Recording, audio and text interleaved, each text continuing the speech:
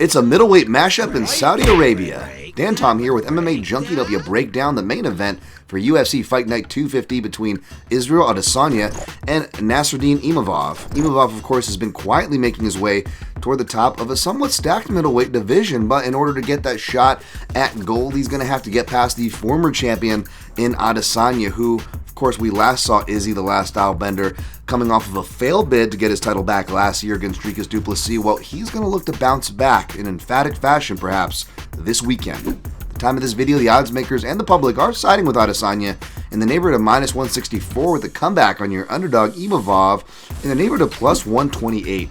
Now, to see Adesanya favored doesn't surprise me, but also to see money trickle in on Imavov doesn't surprise me either.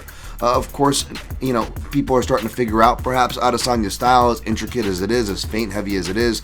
Imavov has shown some improvements, especially since leaving the MMA factory, working with his own team, and now for this camp, working with Henry Hooft down in South Florida at Kill Cliff FC. So I'll be curious to see how that affects, if at all, the Muay Thai swagger that Imavov already has. Imavov has a bit of an underrated ground game as well, at least when he's on top.